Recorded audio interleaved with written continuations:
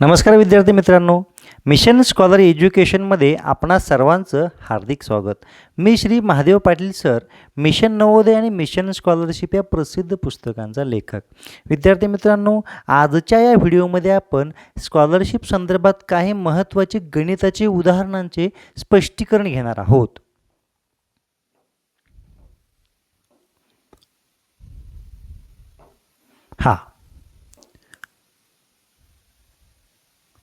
बघा, या ठिकाणी प्रश्न आहे,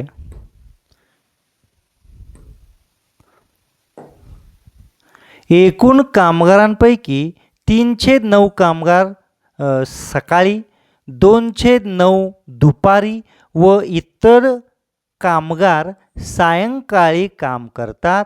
जर कारखान्यात 450 कामगार असतील तर सायंकाळ सत्रातील कामगारांची संख्या किती? विद्यार्थी मित्रांनो, एक सगळ्यात महत्त्वाचा मुद्दा आज डोक्यात फिट करून ठेवा.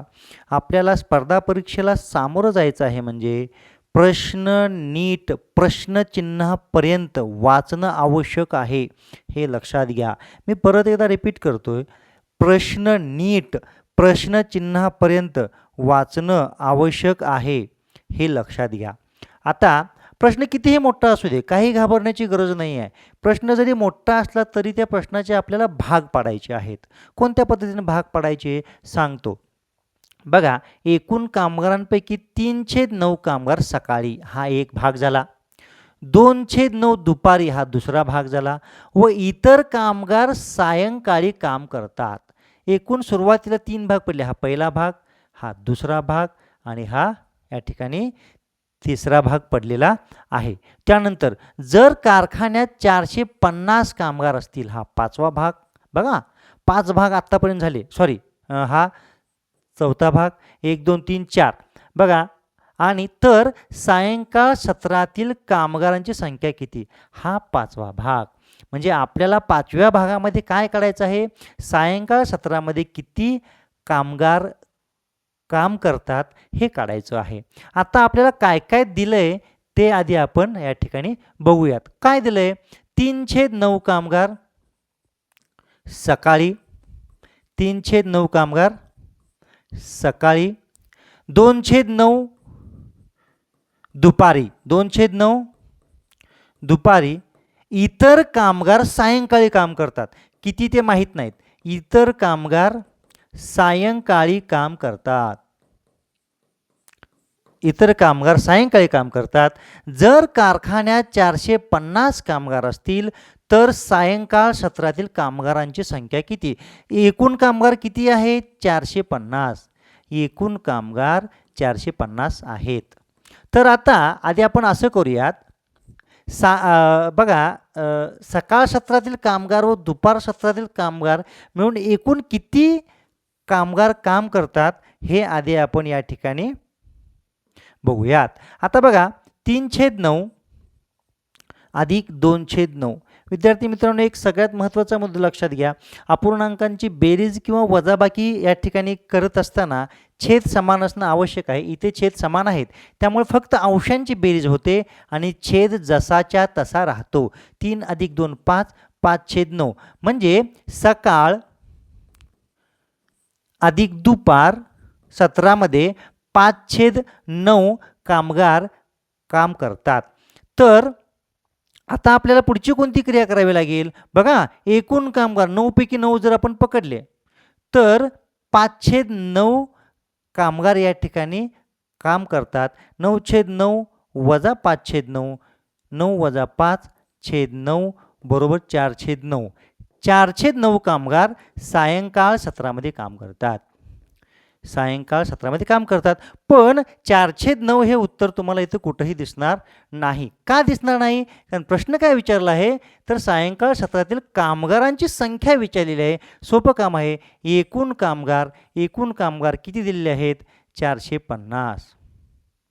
एकूण कामगार 450 दिलेले आहेत. त्यापैकी 4/9 कामगार सायंकाळ सत्रामध्ये काम करतात. म्हणजेच 450 गुणिले या ठिकाणी 4/9 करावा लागेल.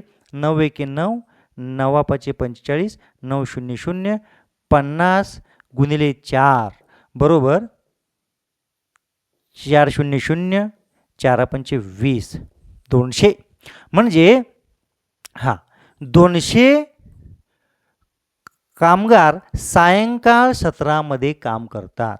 बघा प्रश्न आधी आपण नीट वाचला, प्रश्नचिन्हापर्यंत प्रश्नाचे भाग पाडले, आधी जी माहिती दिलेली आहे ती सगळी व्यवस्थितरित्या मांडून घेतली.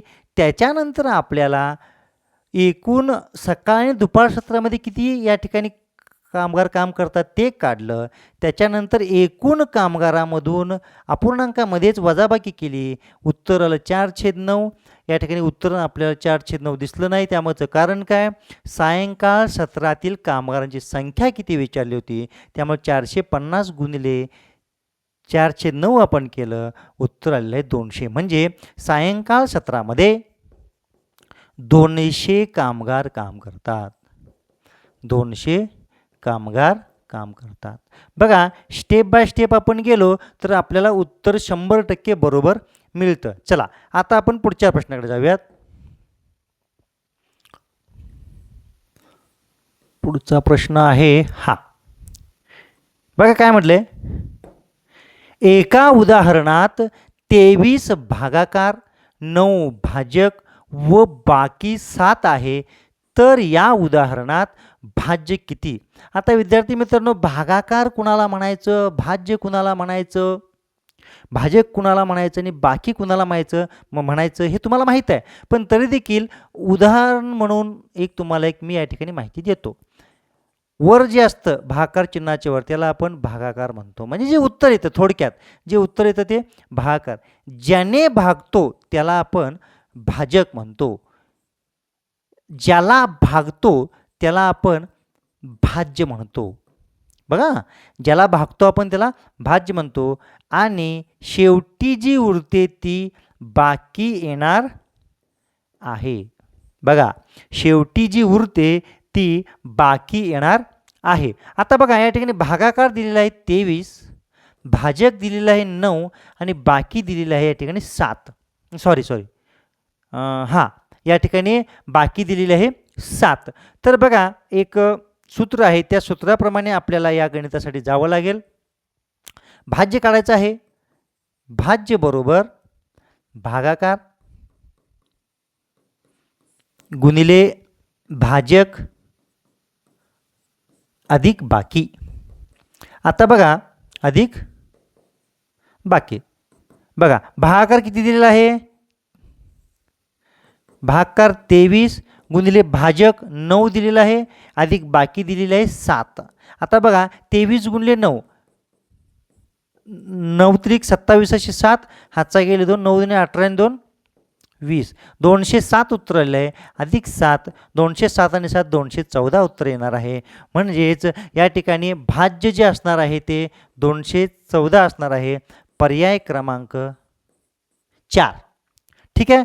म्हणजे बघा आपल्याला भाज्य माहीत पाहिजे, भागाकार कुणाला म्हणायचं, भाज्य कुणाला म्हणायचं, बाकी कुणाला म्हणायचं, भाज्य कुणाला म्हणायचं हे माहीत पाहिजे. त्यानंतर हे सूत्र आपल्याला लक्षात राहिलं पाहिजे. भाज्य बरोबर भागाकार गुणिले भाजक अधिक या ठिकाणी बाकी येणार आहे. चला पुढच्या प्रश्नाकडे जाऊयात.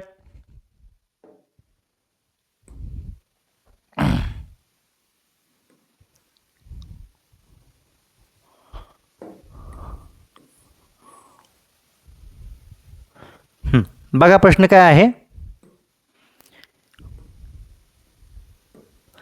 खालील अपूर्णांक समान किमतीचे आहेत, त्यातील एक अपूर्णांक वेगळा आहे, तो अपूर्णांक ओळखा.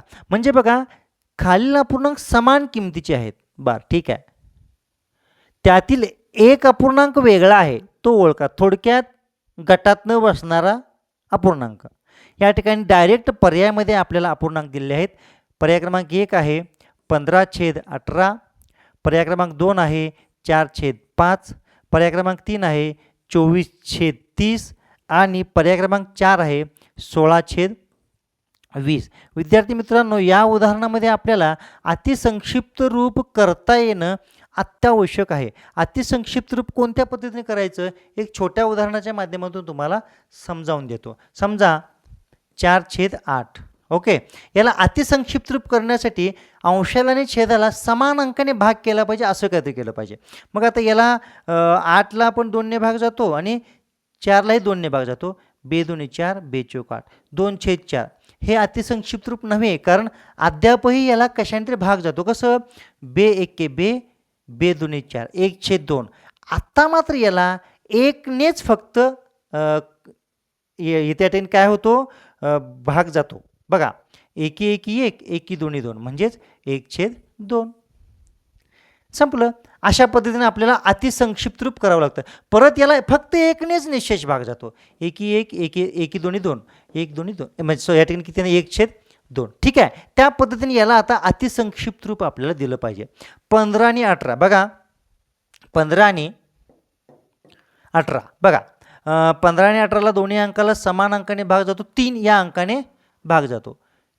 3 5 15, 3 6 18, 5/6 उत्तर. ठीक आहे. इथे मात्र अतिसंक्षिप्त रूप दिलेलंच आहे. ठीक आहे. आता येते 24/30.